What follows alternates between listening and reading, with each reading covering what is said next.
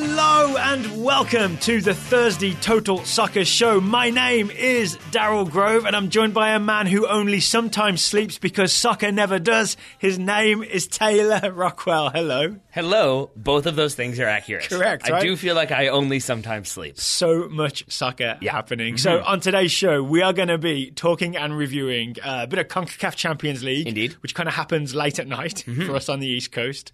We're going to talk a bit of US Women's National Team. They beat England 1-0 to win the She Believes Cup, and the goal was very confusing. We're going to really get into that. And we're going to talk Europa League, where Arsenal beat Milan. It was in Milan, right? It was at the San Siro. So Sure Milan lost at home to Arsenal. Yep. We are spanning the globe here. Indeed. Or at All least over the place. Western Hemisphere. Yeah. That is correct. Yes. All right, Taylor, shall we start? Is Europe the Western Hemisphere? Not really, no. Okay. It's like Western Europe and then the Western Hemisphere. All right, the West. Yeah. The West, how about that? Yeah. Yeah, okay. We'll start with that Arsenal game, because that's really what it is for a lot of people, right? It's Arsenal had lost 4 on the bounce. There's this game against Milan. If they lost this as well, then it would sort of be this endless spiral. Yeah. And in classic Arsenal fashion, they win 2-0. They did. And I think Alexi Lalas thought maybe they weren't going to win this game. I certainly didn't think they were going to win this. But in like the very beginning of his commentary, it really was like Fox Sports, yeah. Arsenal think they've hit bottom, but have they? We'll find out. It was like he didn't say it that extreme, but I think he was correct in conveying the idea that this felt like this tenacious Milan team that are on this roll that seem like they found their rhythm. Frank Kessie would destroy their midfield. Yeah, and I think that combined with the perceived lack of effort from some of Arsenal's players lately, it felt like an unstoppable force meeting a very movable object, and instead it went quite the opposite direction. So isn't that very Arsenal? This has been the story for years and years now. It's just when you think things are at a point when it's very obvious, like Wenger should go, this whole thing is falling apart, like the Emirates Stadium's going to collapse, then all of a sudden they just pull out a result and suddenly everything feels a little better than we expected. I feel like you did a considerable amount of legwork there to not quote Godfather Part 3, I believe it is, but still, it's fine. Is that they pull me back in? Yes. Yeah. Just when I thought I was out, which is maybe Wenger in this situation, they pull me back in. Just when I thought Wenger out. Yes. We're back in the Europa League. That said, I'm not sure the first leg of a Europa League clash will be the thing that pulls people back in. But still, it is again against the Milan team Milan side that seemed resurgent, that seemed like they had all the momentum. Gattuso in black denim on the sidelines. Yep. Should we talk about the goals? So, first goal's from Mkhitaryan, second goal's from Aaron Ramsey. We were talking in the studio before we watched the goals. All we heard about on Twitter was how great the Mesut Ozil pass was for the second goal. Yeah. And I think everybody's got it wrong. I agree. Nice pass, nice through ball for Aaron Ramsey to score the second goal. Nice fake by Aaron Ramsey to send Donnarumma to the floor. Yeah. Really, really good. But the Mesut Ozil pass for Mkhitaryan's goal is chef's kiss. Yes, I would agree. Do you want to start with that, or do you want to start with the horrible noise you just made in people's ears, or do you want to start with the lead up to that pass? I'm going to come over there and do it at your ears. Please don't. Let's start with the lead up to that pass. So the whole Mkhitaryan goal. Yeah. A lot of good Arsenal stuff in here. I'm so happy to be giving Arsenal fans happy news That's today. the key thing, right? Is that this is sort of like, when it comes down to it, everything that Arsenal can be, because it comes about Calabria trying to pass to Hakan Çalhanoğlu. More on him later. Maybe. Calabria. Okay. And basically, it's cut out by Aaron Ramsey. Jack Wilshere then collects that loose ball. But they both do like a sliding doors thing, right? They're like elevated doors, Ramsey and Wilshere, closing on Calabria, and he tries to sneak it through, and he's no Indiana Jones. But it's that hard work. It's that level of energy. It's the door closing down, not closing laterally, that he has to jump through. Get out then of here. He's no happy Gwyneth Paltrow. Okay. Wow, that's a deep cut. Yeah. But the thing here is that, for me, it's like Arsenal's defensive-minded players doing that hard work, putting in that effort to win that ball back. It's a generous description of Jack Wilshere, but in this moment, it's still hard work to get the ball. Yeah. They're doing the effort, like they're putting forth the effort you haven't seen from them recently, and then once they do, it's then the pretty Arsenal, like technical, really great one-time left-footed ball over the top from Ozil. Yes. It's a great cutback from Mkhitaryan, and then a good finish from him. It takes a deflection, obviously, but it's still really good work. So what we did is we rewatched this, and what you see is the reason we think this Mesut Ozil ball is so good is that when it's Jack Wilshere who eventually gets like a quick outside the foot pass to Aaron Ramsey, who then gives it to Ozil. As all that is happening, you see Ozil doing the very Ozil thing, the thing that makes him next level is checking, looking around, figuring out what is happening. So 2 passes before he receives the ball, he's already spotted Mkhitaryan's run. So that you'll notice as soon as he receives the ball from Ramsey, he plays it first time in such a fluid motion because he's already seen it. He knows exactly where it's going, and he's got the sort of perfect control and technique to loft that ball exactly into the path of Mkhitaryan. Yes, and then he is so not moved by the goal that he then doesn't celebrate at all, which is kind of odd. I think he kind of wanted it back because he makes a run to the top of the area and asks for the ball, but Mkhitaryan has other plans. Yeah, I mean it's a good cutback from Mkhitaryan, puts it under his right foot. Speaking of deep cuts, this was a deep cut on Calabria, the right back. Okay, I was wondering where Calabria was going to pop back up. I got you. Because it really is like Mkhitaryan, just it's one big cut and Calabria just buys it. He's gone the wrong way. Yeah, but I think that's why that cut is so effective because if you're the defender running at full speed to try to make up that ground. Yep. If you're going 100%, the Reggie Cannon thing, right? It's really hard to then correct and get back into position or slow down and make sure that you're not basically out of control. Yep. And in that situation, that cutback sends Calabria the wrong way or continues him the wrong way. And then if you're Mkhitaryan, you just got to bash it off of Leonardo Bonucci and you can beat Donnarumma. I'm sure that's what he was aiming for. But either way, I mean, it's 1-0, and then from there, Arsenal seems have, I guess, more confidence behind them because it's not that oh no, are we going to collapse? Are we going to play bad? It's oh, we've got the lead. They get the rhythm going. They score in the 45th plus 4, something like that. And then I tuned in at that point, and that was when it just seemed like both teams maybe were just sort of whatever, we'll see this one out. It's 2-0. I'm sure Arsenal were happy with it, right? It's a 2-0 away win. Yeah. It's perfect. Well, I just mean the approach seemed to be oh, you're going to pass it out of bounds? Well, we'll pass it out of bounds too. Oh, you're going to kick it to nobody? Well, we'll do the same back. It was a very sloppy last 30 minutes or so. Yeah. But I think that's because Arsenal could afford for it to be, and Milan, I think, were feeling the pressure. Fair enough. All right, so 2-0 to Arsenal. Other Europa League action, I know Dortmund lost. Pulisic started on the bench. I haven't seen that game. He came in and got the assist right after subbing on. Oh, did he? Then they still How have we not watched that goal so we can analyse it right here on the Total Soccer Show? It's a Pulisic assist. He dribbles down the line, he squares it, it's in the back of the net. Okay. Yeah. So that's where we're at with Pulisic. We take his assists for granted. Indeed. Yeah. Maybe he'll start the second leg and they'll come back. That would be ideal, but they lost at home, which is a big deal. Oof. So 2 away goals conceded. All right. Speaking of good results, home and away, Major League Soccer in the Champions League. So we talked, a couple of days ago about Red Bulls going to Tijuana and winning 2-0. All those Luis Robles saves. All those 2 great finishes from Bradley Wright Phillips. We were very excited about that. But to me, it kind of felt like a one-off at the time. And then Wednesday night, Seattle host Chivas de Guadalajara, win 1-0 through Clint Dempsey. Toronto face Tigres, win 2-1. What is happening? Is Major League Soccer now the best in CONCACAF? No. But I would also say, and Travis Clark and I touched on this a little bit with the Top Drawer Soccer Show, I would say... Subscribe, rate, review, listen. The big thing remains that New York were away and got that result. Yes. These 2 results, we've kind of... Toronto at home. Yes, they were both at home, Toronto and Seattle. And these results we've kind of seen before. Now, I'll say, I feel like it tends to be Seattle drew 2-2 at home. All they have to do is... make sure that they score a couple goals. Previous first legs, there had to be a lot of optimism after the first leg. Yeah, but it was still feasible, but not favorable. So it's favorable now, but it's still that one away goal could be very critical for Tigres. I would say Seattle keeping the shutout makes them that much more likely to advance, but it is still unprecedented for all 3 teams to win their 3 knockout round games. Come on, FC Dallas. You could have been involved if you'd just beaten Toro. I don't know. The 8th place team in Panama is tough. Too much for Dallas, apparently. So should we start with... Another Panamanian team disappointing American fans. Actually, before we talk about this, I want to start with Go90. So these games streamed live in English on Go90.com.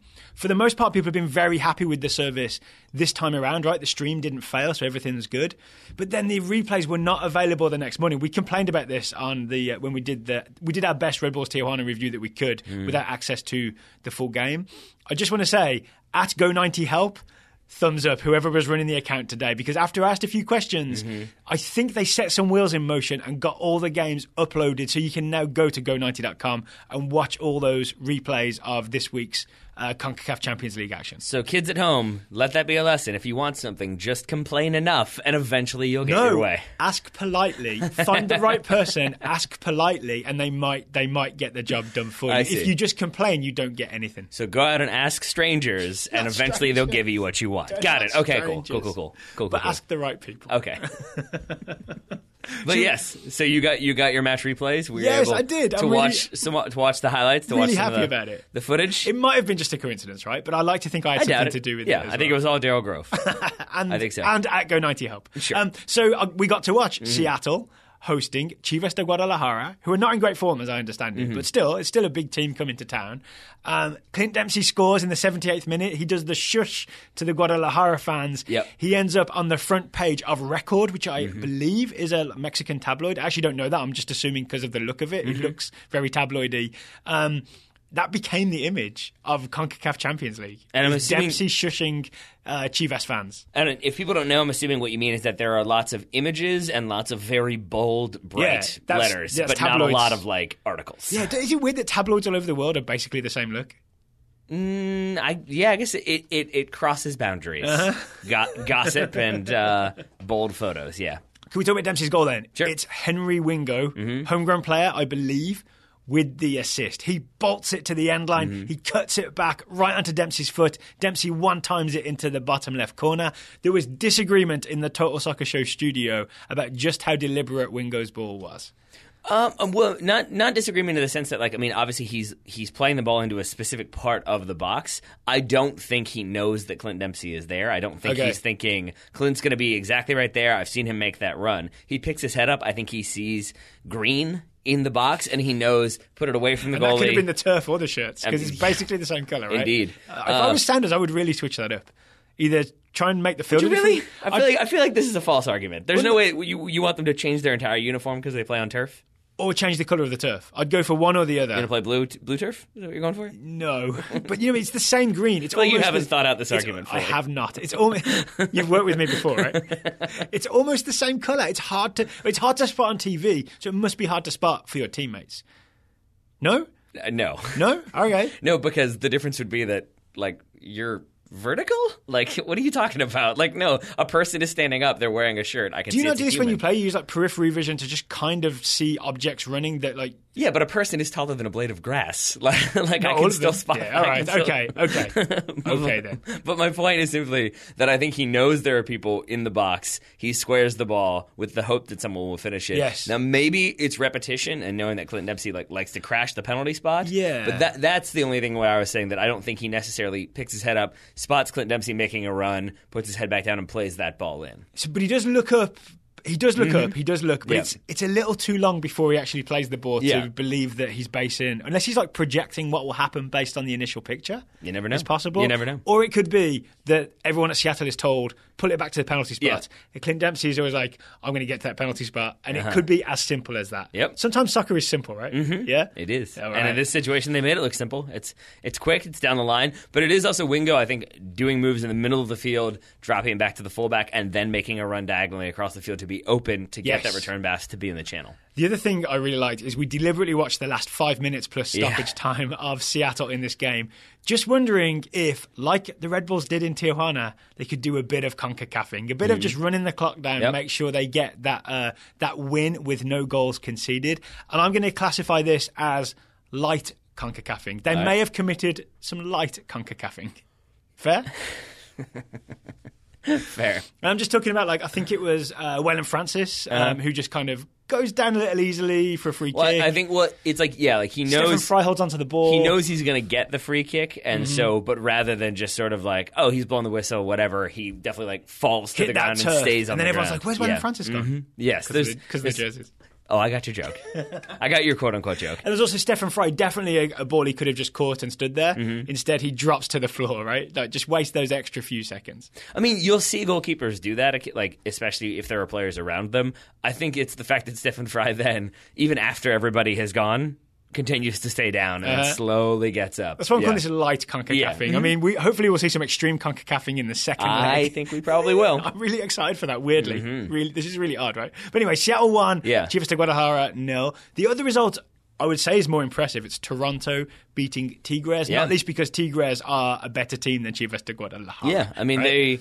They were not the regular season champions. I forget how it works, so I apologize. But not the regular season champions, but then won the playoffs over Monterrey. Yeah. So, I mean, they're one of Mexico's best teams, if not the best team in Mexico. Mm-hmm. So for Toronto to get that result at home is very impressive. So before we talk about Toronto's goals, I want to talk about the way you described Eduardo Vargas' goal. Eduardo Vargas' goal for Tigres to go 1-0 ahead. I mean, it's just like definitive Chile. Definitive Chile. Yeah. And why is that? Because I think you said it's a headed through ball. Like if somebody wins a header, plays him in, but it's on the bounce. He's getting challenged by Mavinga, yeah. But he like holds off that challenge, so there's that physicality there of just like continues to like literally hold him at arm's distance, but then hits an inch perfect volley at full speed on the bounce into the side netting, perfectly hit. Yep. But so it's that like technical ability combined with that raw power and physicality that you see from so many of that Chilean dystopian cyberpunk team that we've come to know and love. So it's scrappiness plus skill plus neck tattoo equals classic neck Chilean tattoo is key. goal. Neck tattoo is Vargas key. definitely has a neck tattoo. He's got a giant neck tattoo, yes. So 1-0 to Tigres, and it kind of felt like, oh, here we go. This is Concacaf Champions League normality has been restored. But then we get Marky Delgado. Is it Mikey or Marky? It's Marky Delgado. Screaming for the ball just outside the area in a way that's sort of like busy midfielders don't necessarily get to do from Giovinco. Yeah. That felt wrong, right? That Delgado's demanding the ball from Giovinco. But when he receives it, it's a first time one touch through ball to Josie Altidore. He's also wide open. Like there's nobody within 10 yards of him. That's why he's screaming for it. And to be fair, he just has his like hands above his head calling for it because he is so unmarked. Fair. Like 25 yards from goal, which I think any midfielder should be screaming for the ball. That's fair. And he absolutely makes the most of it with that one-time through ball, springs Josie. Josie sort of redirects it, bottom left corner. 1-1 Toronto. Yep. And that would have been a good result anyway, right? This would have been 1-1 would have been the sort of result. That would have been a normal result. That would have been the sort of result where we were talking it up like, oh, that's pretty good. Yeah, the away goal, but they didn't lose. They've got a chance. Second leg. It's much, much better when Jonathan Osorio can do a roulette into the goal and make it 2-1 Toronto late in the game. And he deserves all the credit in the world for a smart finish because that's what he had to do. That's the way he could finish. But it was either Zidane-esque or Jimmy Traore-esque, depending on how generous you want to be. But I don't understand what Chivas are doing in that situation because Tigres? They were just all over the place. That like I think they were panicking. I think that nobody was entirely certain what they were supposed to be doing. But the ball gets cleared, they run to one side, the ball moves to the other side, they run to the other side, and it really is like six players moving around. You said goldfish. I've got this in my notes that you said goldfish because they wear that like orangish yellow jersey, so it kind of looks like goldfish. It looks like a school of goldfish just moving from one side to the other, and no one marks the guy in the middle. I think that's maybe also because they thought that they had kept a high offensive line. It seemed like they were trying to get to the top of the box once that ball was cleared. Right. They had a couple people stay behind, and that's why Delgado's onside. And Giovinco as well. But it just seemed very discombobulated for a team that you would expect to be much more defensively organized. And what I love about it is that Toronto seem very calm, right? They're sort of pinging it around the top of the box. I think Bradley lifts it to one side to Giovinco and they put it back across and they really move it around. So Toronto are calm when they kind of need to win at home and Tigres are panicked. Again, not normal CONCACAF Champions League stuff. No, it's not. And I feel bad saying this to go back to it, but again, it feels a little bit like that Arsenal game against Milan to kind of connect everything, that it's very good results and you can't hate on those results. But I wouldn't say that it was this comprehensive victory on any one of those fronts where it was like, oh man, Seattle are clearly the dominant team there. Toronto are clearly the dominant team here. Arsenal maybe were clearly the dominant team, but there weren't those moments where you were like, oh, they've rediscovered that form. That's true. We saw Roman Torres slip, and then Chad Marshall try to clear the ball. He cleared it into his own player, and then Chivas got another opportunity there. We saw roll down with a giveaway and then a fall over. We saw Svensson try the worst no-look pass I've ever seen in my whole life. Yep. In that he did a no-look pass, but he didn't look, and the ball was intercepted. And then I think his teammate ended up getting a yellow card to try to break the counterattack up. And that's just the Seattle game. Those moments happen in Toronto. And so, I'm not trying to disrespect or downplay what they did. Had to rely on maybe the greatest performance of Luis Robles' life, right? So there's a little bit of luck in all these MLS results or something. Yeah, well, I just think it goes both ways. The knife cuts both ways. That you can't, if the results had gone the other way and Major League Soccer teams hadn't performed very well, we wouldn't then be condemning the league and saying see, this is a huge problem. Everything's terrible. Everything's bad. But if they then are all kind of succeeding in that first leg, you can't then be like, oh, we solved it. Everything's great. Because, again, it wasn't this like comprehensive victory where all of those teams had 70% possession and totally dominated the game. There's still a lot of work to be done. I think they can definitely do it, and they've put themselves in the best possible position to do so. But they're still going to have to work plenty hard. I don't want to get ahead of ourselves too much. Maybe we should save the bigger conversation for after the second leg, and we'll see where we stand. But I would argue that maybe some of the TAM stuff to address the middle order players, maybe like the maturation of some homegrown players, like, say, Delgado and Osorio, Wingo, for example, maybe that is enough that MLS is closing the gap through those weird MLS mechanisms. Actually, I think that's you're right. And I think Tyler Adams was playing for the Red Bulls, for example. Well, but I think he was playing for them last season. But I would say, like, I think the difference would be that I probably would be frustrated if MLS had lost all 3 of these games. And I would think there's got to be more done to get a deeper roster. And it seems like they are doing those things to get that deeper roster. And we probably wouldn't be talking about it, right? No. We'd kind of just be like, oh, yeah, that's what normally happens. We're kind of excited about it because it's rare and we feel like something might be about to happen. So more on this next week. But also more on this right now. Okay. Because today's show is sponsored by Roughneck Scarves. And this week's Roughneck Scarf ad is Concacaf Champions League themed. It is indeed. So Roughneck Scarves are the official scarf providers of the Total Soccer Show. You can buy the TSS scarf at Roughneck Scarves. They provide scarves for no one else, with the exception of the US Soccer Federation, Major League Soccer, the USL, and the NCAA. So, 5 really good organizations there. There you go. And we asked, if you were to design a roughneck scarf to represent this week in CONCACAF Champions League, what would it look like? We have 4 responses, I believe. We do. We had many more than that. These have been hand-picked. Indeed. Can we start with Randall Poole? So Randall Poole's CONCACAF Champions League scarf would have USA, Mexico, and Panama flags on one side, orange slices on the other side, because, it's half-time. Good reminder from Randall that it is only the first leg. There's a whole other game to go. Yep. Kenton Staller, USA, USA, USA, USA, USA, USA, with Clint Dempsey riding an eagle while shushing the crowd, maybe some explosions, some cheeseburgers, something classy like that. Just Tim for now would have one side would have a bald eagle that feels really good about itself, while the other would have an eagle on a cactus with a snake in its talon putting on a pair of brass knuckles. I believe that's the Liga MX teams getting ready for revenge. I believe that's the center part of the Mexican flag. Oh, is that right? Minus the brass knuckles part, but the rest of it, yes. And the final one would be... Also, brass knuckles will be the ultimate CONCACAFing if that happens in the second leg. There's a few other things, but brass knuckles is up there, yeah. John Adams on one side is MLS 3, Liga MX 0. The other side would be a cart before a horse and or Don Garber counting unhatched chickens while standing on one leg. That's a good mental image. I think so. So thank you to Randall, Kenton, just Tim for now, and John, and to everybody else who sent us their responses. And thank you to Roughneck Scarves. Go to roughneckscarves.com. Use the discount code TOTALSoccerShow and you'll get 20% off any scarf you see at roughneckscarves.com. If you see it with your eyes, you can use the Total Soccer Show discount. There we are. So thank you to Roughneck Scarves. As Daryl said, more to the show, Mr. Grove? More to the show? There is more to the show. There's always more to the show, Taylor. The US women's national team are She Believes champions. You have to be when you put the tournament on yourself. You kind of have to win it, right? But Sunu Galati does turn out to get his prediction right. That's true. So there's that. That is a callback to our visit to Philadelphia. Long-time listeners will hopefully get that. Hopefully. George Krejci certainly will. He didn't get what he wanted, but he did get that. US women's national team needed to win. They needed to beat the England women's national team in the final. It's not the final, but it was the final game of She Believes, because I think England would have been ahead with a tie. So US had to win, right? Okay. And they did with what I want to call a Megan Rapinoe goal. But it definitely goes down as an own goal. But I think 3 other players were involved. Yeah, there were multiple. It sort of pinballs its way through. This is a Megan Rapinoe cross, England own goal. Let's call it that for now. Sure. So to briefly set the scene, Crystal Dunn plays it down the wing. Megan Rapinoe eventually is trying to cross it for Alex Morgan. We believe. Eventually, and it takes multiple ricochets and ends up in the back of the net. Eventually. Fair? Yeah. So not the prettiest goal we've ever seen. I didn't mean for that to happen, but it did, and it was kind of accurate. So not the prettiest goal we've ever seen, but definitely gets the job done. And once again, I'm just always super impressed by how dangerous Megan Rapinoe is. Even when she puts in a bad cross, it's a goal.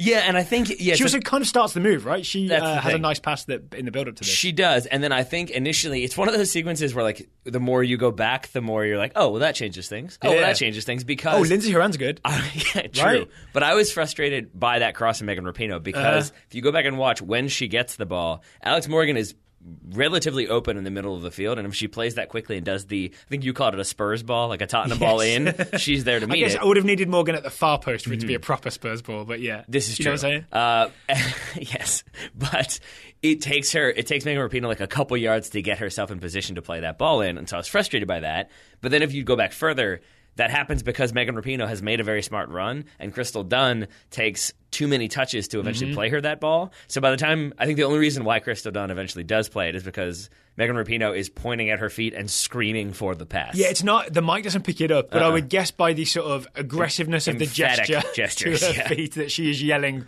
for that ball. Yes. And, okay, so can we talk a second about Crystal Dunn at left back? Sure. So, not a failed experiment, but maybe not what we want all the time going forward. Is that fair? Yeah, I mean, and I think, and it's because right-footed for one thing, and that's a big part of it. Except that, like, she receives this ball with her right foot. She's looking to play it. She can play it with her right foot. I think it's just that she doesn't have the awareness to spot Megan Rapinoe, and she has a bad first touch with her right foot. Here's the other thing: if she was left-footed, if she was a left-footed left back, she would be receiving that ball with her left foot. She would already be open. You know what I'm saying? Yeah. Right? Or except that it's played, I don't disagree other than that. Good. It's played to her right foot. Yes. But I would say if she's left-footed, she could do that first like sweeping touch with her right foot to put it on her left foot and then just like shuffle pass it down the line to a wide open Megan Rapinoe. It would all happen a bit faster. And I think that's because she would be in her natural position. But because she's not, she's thinking a little bit more. She's maybe not quite as confident in her positional awareness. I have to believe she was not playing left back for Chelsea ladies. I'm guessing she will not be playing left back for North Carolina. So I imagine it takes a little bit of time to adjust. So, I mean, she's essentially a forward or a wide forward, right? Yeah, exactly. That's where she is the best, right? But because Jill Ellis wants to put her into the starting 11, she goes where she goes. That's the thing I'm a little unhappy about. I feel like tough decisions were made, and we went with the front three of Rapinoe, Morgan, Pugh, and this feels like, all right, but we love Crystal Dunn. And I understand it. She looks like a real good personality on the field. To me, she seems like, she was doing the goofy photo things, right? She seems like a good person to have around the team, and it really does feel like, all right, we're getting Crystal Dunn in this team. Let's try left back. Yeah, and I get that. That doesn't win World Cups, I don't think. But I also get why Yogi Low doesn't start like Marco Reus at left back. Like you have to make those tough decisions. The United States has so much depth and talent that you're going to leave great players out. I mean, there were a number of great players who weren't even involved in the She Believes Cup. That's the way it's going to be. And so I would rather there be a person who's much more comfortable. Even if I love Crystal Dunn, which I do, I would rather there be a player who can make that pass with 1 or 2 touches, not 3 or 4. Fair enough. And maybe that's nitpicking, but I think when it comes to the U.S. national team, that's kind of what you're going to have to do. The quality is so deep that you have to start picking some nits. I don't know why this always resonates. Did you ever get into Top Chef at all? No. So did you ever watch any of it or never at all? No. Okay, but when you only watched the Heidi Klum one, which is not even food related, right? I'm not even sure. Oh, you mean Project Runway? Yes, I thought you meant because she appears on Top Chef sometimes doing challenges, or she has at least a couple times. But as you go in the seasons, this is going to be a deep one to get to my point. As you go later in the season, basically you end up with very, very, very good chefs. And I've heard Tom Colicchio, the head judge, talk about this before, that by the end you really are being well, he put a tiny bit too much salt on, and that's why he loses. Juan Granio. Then that's kind of what it is. It is a player taking 3 touches instead of 2 touches. You do get to that point because you have such depth and talent with the national team. But also Crystal Dunn misplayed that other pass. Well, there is that was too. intercepted. Yeah, there is that. That would be not putting any salt on the dish, I think. That would be what I did when I did a home ec class in high school. I baked a cake. And I tried to use Canderel, which is a sugar substitute, like a sweetener. I accidentally used salt. Attaboy. I used salt as my sweetener in a cake. Failed that class. Really? Yeah, you used salt as a sweetener and you failed? Yeah. I can't believe it. Not so good. You didn't go for the old, it's a salt cake. I should have said, it's a brave new thing. Yeah. Savory cake. You just got to go somewhere random. You got to be it's a Turkish salt cake. And your teacher's Turkish salt cake. Sure.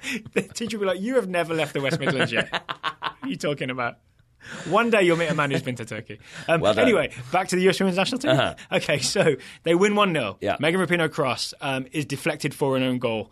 But that own goal is a source of some, not controversy, but let's say questions, confusion. And actually one very specific question from Scott Ely, who sent it in. Who has it? You have it. I have it, but I'm going to say... I've made this joke before, and it was kind of a joke. We watched this like the Zapruder film. We really did. I'm like, but the physics on the ball and the way it's spinning indicates that it was actually doing this. So let's get to it, shall we? Yeah. So here it is. Scott says, I have a question that is specific, but also a good opportunity to review the own goal rule.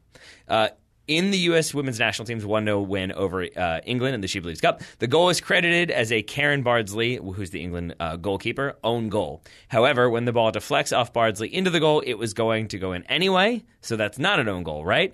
Also, Julie Foudy, correctly, Scott thinks, calls it an own goal off Millie Bright. So what's the right call? Is it a Bright own goal or a Bardsley own goal or something else entirely? Please remind us, what is the official own goal rule? And as an aside, Megan Rapinoe's goal to beat GE was very similar. I'm not sure what GE is. But Germany, maybe? Yes, that makes sense. Actually, yeah, it is somewhat similar, yeah. It's the one that ends up squeezing through, yeah. Well, we all remember that epic battle between Megan Rapinoe and General Electric. That was the big one. My money's on Megan Rapinoe in that battle.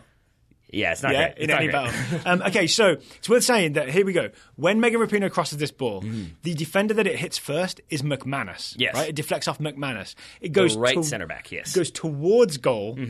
Then Bright is in front of her goalkeeper, Bardsley, and Bright kind of swings at it. We do not know if she connects or not. Genuinely do not. And then Bardsley kind of at the last second flinches, sticks her foot out, it bounces off of Bardsley's foot and goes in. So there's a lot going on here. There are 3 potential players who could be credited with an own goal. And I want to add this. Folks out there who have the tweeters, that was Logan's... Logan Lucky. But anyway, we know that there's one angle, the wide angle, it absolutely looks like she touches it. And if you've just watched that one, you're going to think, what are you guys talking about? Of course she kicked into her goal. You guys have lost your minds.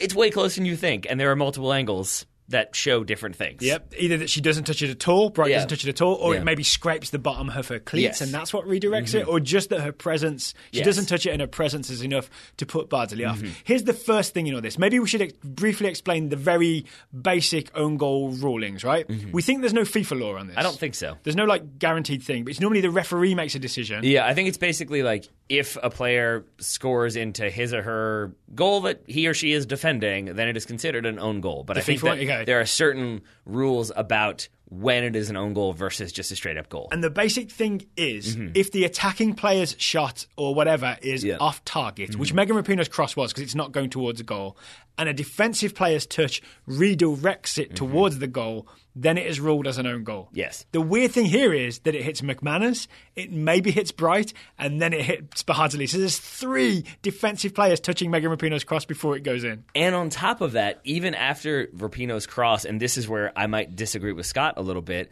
is that off of Rapinoe's cross, after it goes off McManus, I still don't think it's going in the goal. I'm very confident that it's not. The spin on the ball, I think it's going wide. And so even then, you've got to look then further at when it becomes an own goal. Because if Bright touches it, then I would say it is Bright's own goal, because then she's the one that redirects it. Because if McManus's thing is off target still, it's Bright that's actually redirecting it. And then you could count Bardsley's touch, the goalkeeper, as essentially an attempt at a save. Yeah. And then we don't say that keepers score own goals when they sort of make a save but still get beat. Yes. Right? Yeah, because again, that's the difference. Is if you've seen a ball, free kick, ball deflects off the wall and goes in the goal, but Thibaut Courtois dives across and just gets a hand to it but puts it into the side netting, that's not a Courtois own goal because he failed to make the save. It's a good effort, Courtois, but bad luck, right? Yeah, exactly. So this all comes down to, does Bright touch it or not? I think. And I think... this is so weird because...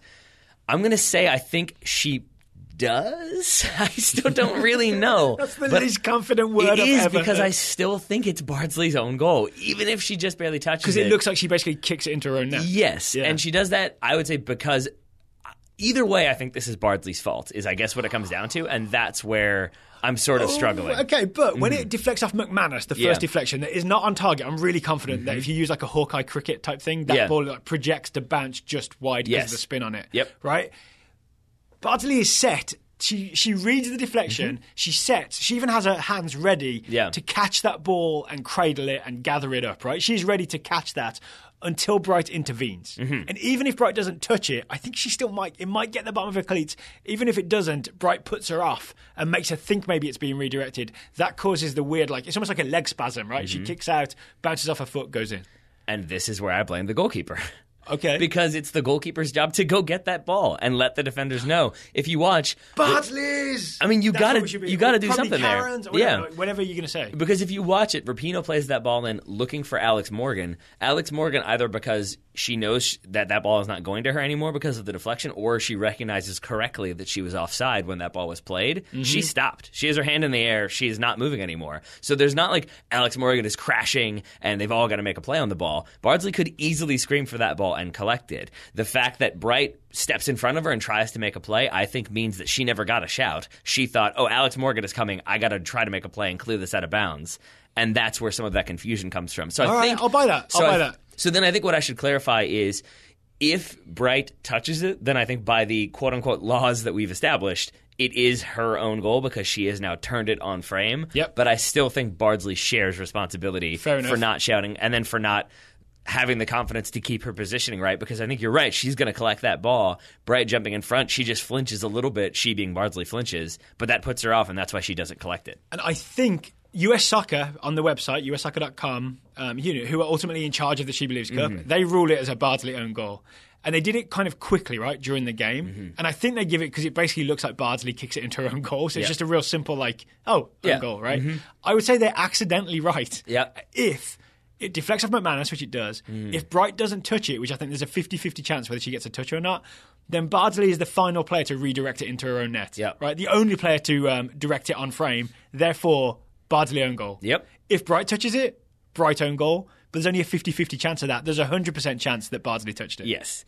But I would say this Are we too deep in the weeds here? Probably. I hope people are with us. Did you follow us into the weeds, listeners? If so, hopefully. We'll get out soon, don't worry. But I'll say, this is why, but part of the reason why we're so in the weeds, and this is what I meant when I said we watched this, the Zapruder film, is that, the reason why we're so uncertain about Bright touching it is because that ball appears to change just a little bit, the direction, the way it's moving. That could be the spin. But that's the thing, is that after it deflects off McManus, the first time it hits the ground is milliseconds before Bright has that foot there. And so you don't know, is it a foot redirecting, or is it the first time it hits the ground, that spin comes into play, and that changes things. And again, Bardsley may be thinking that ball's just going to pop right up into her hands, but then the spin is weird, and it goes a different way, and now she has to change direction. And that little voice change you just heard from me was me changing direction on mic, and then the ball goes in the net. I think the final thing we can all agree on... Let's do 10 more minutes. I think the final thing we can all agree on is that the England women's national team does not have a good luck with own goals at major moments in tournaments. So it's the men's team penalties, the women's team own goals. That's the narrative that's been established. That depends how highly England rank the She Believes Cup. What do you mean by that, for people who don't know? Why they scored an own goal in the 2015 Women's World Cup semi-final. They could have gone to the final if not for an own goal. Yes, I would say that one probably slightly worse than this one, just in the sense of being eliminated from the World Cup on an own goal, slightly more painful. All right, so there you go. US Women's National Team win the She Believes Cup on an England own goal. Yep. There we go. Solved it. We solved it. Yay. An England own goal. Easy enough. But thank you to Scott Ely. Megan Rapinoe assisted England own goal. There we go. Thank you to Scott Ely for the question. Yes. Really appreciate it. Okay, scouting reports. We really did spend half an hour doing this. We certainly did. We watched this so many times. Thank you to Watch ESPN for streaming that in a way that we found very easy to use the left and right cursors to flick backwards and forwards. I say so many angles. There were just 2 replays. We just watched those 2 replays 40 times each. But our heads were spinning. Indeed. Shall we move on to today's scouting report? We shall indeed. We've got many, and we're going to start with Landon Cotham, scouting Handwala Bwana, the 18-year-old Kenyan attacker for the Seattle Sounders. We didn't mention him in the Concacaf Champions League review. He played, right? He started. He did. He started... It is not mentioned in the scouting report. I'll read that quickly, and then I'll tell you my favorite part about this. Bwana made his first start for Seattle in the Concacaf Champions League match against Chivas. He played alongside Ladero and Dempsey in the attacking 3 of a 4-2-3-1. He didn't stand out positively or negatively, but put in a solid, useful performance until he was subbed in the 73rd minute due to cramping. Okay. What I would say that I loved is that he said, I think after the game, he said before the game that he was so nervous, his hands were shaking, and he couldn't tie his shoes. The person who reassured him, calmed him down, was Clint Dempsey. Yes. And it was a very Clint Dempsey, look, man, you know why you're here. You're here for a reason. They brought you here for a reason. Just play your game, do your thing, is roughly what he said. Oh, I thought you meant he tied his shoes. No, but I feel like that is... As good as or better? Better, because it's like, no, you tie your own shoes because you're good enough to tie your own shoes. But it's also... that's teaching a man to fish. That's what I'm saying. And then he can play in a CONCACAF Champions League quarterfinal, right? Yes. Yeah. But I also feel like we don't hear a lot about Clint Dempsey as like a leader. Now, maybe that's because we're not Seattle fans, and so that's like a big part of him with Seattle. But even with the U.S. national team, like we know he is an inspirational figure. We know he carries much weight and respect. More of a shusher and a facemaker. Yeah, but we don't hear a lot about him being the one who gives the speech or picks up the player or, oh, you're having a bad game, let me talk to you. And then I went out and had a really great game. Yeah. We don't hear those stories. So I like hearing Clint Dempsey just be that sort of like, hey, man, you're here for a reason, play your game, you're fine. Yeah. And like it actually resonating. All right. And Handwala Bwana, really a player to follow this year. My understanding is, so he's a resident and maybe on the way to citizenship. So when we talk about Handwala Bwana, an 18-year-old starting in Major League Soccer, starting in the Champions League, will play in Major League Soccer, has played, you know what I'm saying? We're definitely talking about a possible future U.S. men's national team player. We are. Born in Kenya, lived in a refugee camp, resettled in the Seattle area, I believe. That's 2010. That's why he was... Quite a while ago. Yeah, which is why he probably meets eligibility requirements. He's definitely a domestic player, but even just by being a refugee or through being now a resident. But then, and then living here before he was 18 means he can then qualify. So okay, so possible future player. All right, Connor Siegel is scouting Brooks Lennon, a 20-year-old American right winger for Real Salt Lake.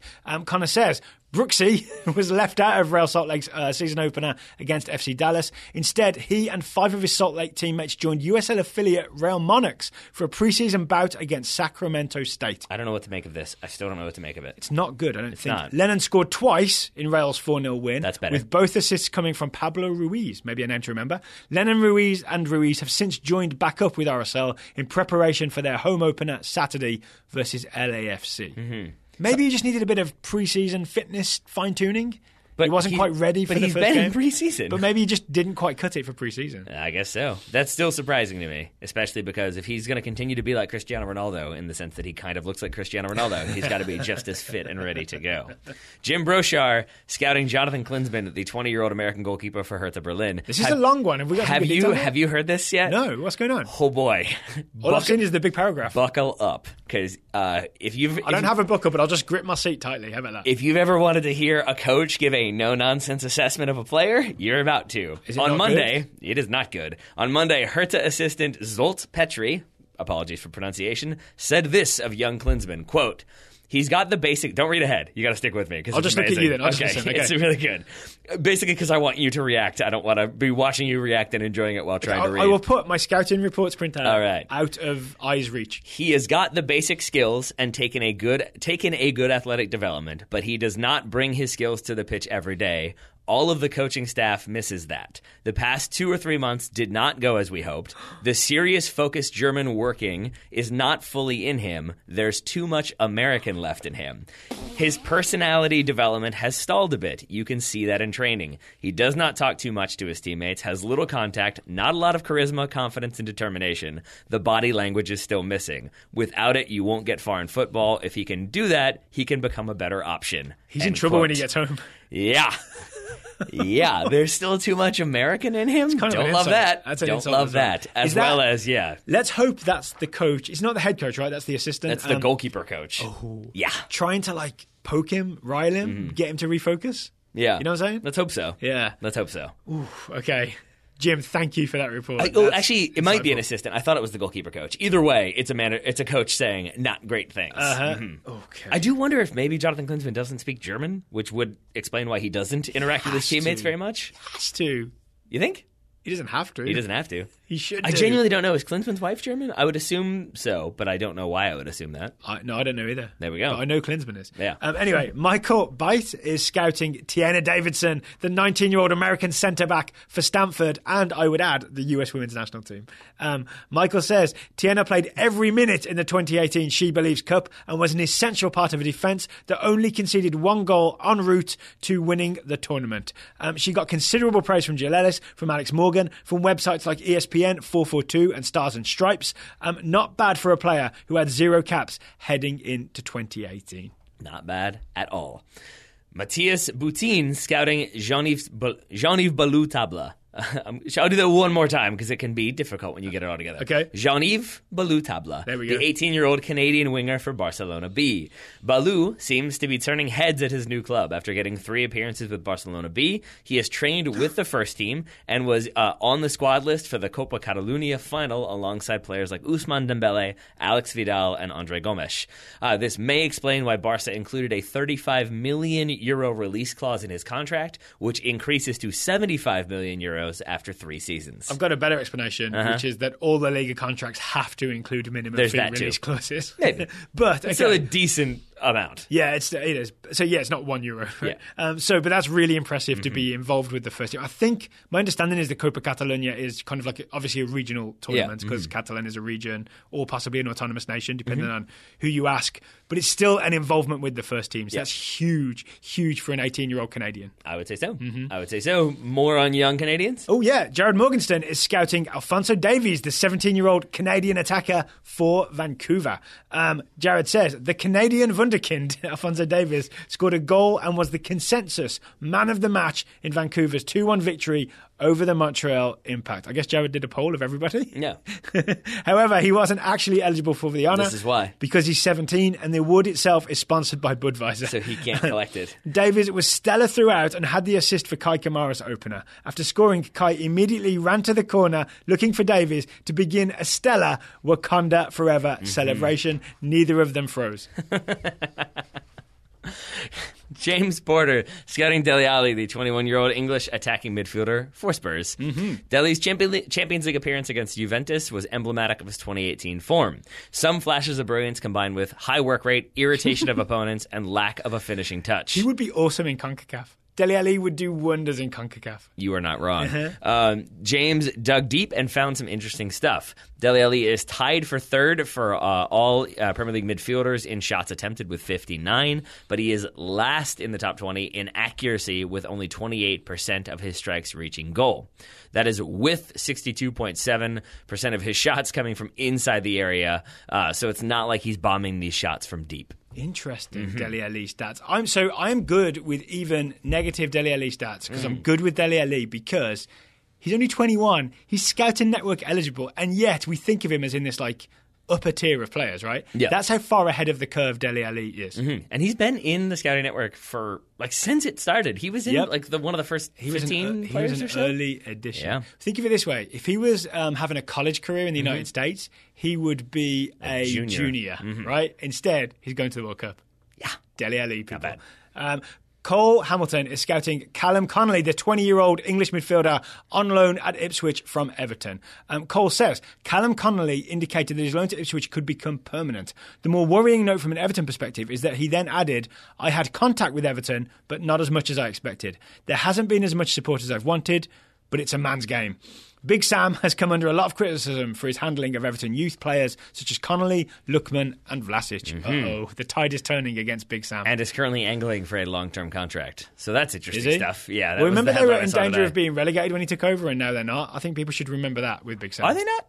Are they safe? Not as much as they were. Yeah, I don't think that. Yeah, that's definitely true. I'm still not sure he's gotten the spark out of them that maybe we both expected. Fair enough. Kim Dabu, final report, scouting Will Hughes, 22-year-old English forward for Watford. I believe Oliver is also scouting Will Hughes. Really? All right. I think you're correct. Kim and Oliver Dabu. Hughes returned to the Watford lineup last weekend after 3 months out with a hamstring injury. In the 77th minute, Hughes stole the ball from 2 opponents and then sent an inch-perfect ball into Troy Deeney, who then scored the only goal as Watford defeated West Brom. Troy Deeney! After the match, Hughes said, "It's been a long time, I know. It's been 3 months, but it felt like a season to me. Oh, to be 22, says Kim Dabu." I'm guessing Kim wrote this, not Oliver, then. Yes. Fair? Yeah. Okay, thank you to everybody for today's scouting reports. If you'd like to join the Total Soccer Show network, it is totalsoccershow.com/join. Scouting network, not the Total Soccer Show network. It's also the Total Soccer Show network. It's what supports us here at the Total Soccer Show. It does. Taylor Rockwell, thank you for taking the time to talk to me today. Right back at you, buddy. Thank you, everybody, for listening. We will have a show for you on Friday. Listener Questions-tastic Total Soccer Show. So we will talk to you then.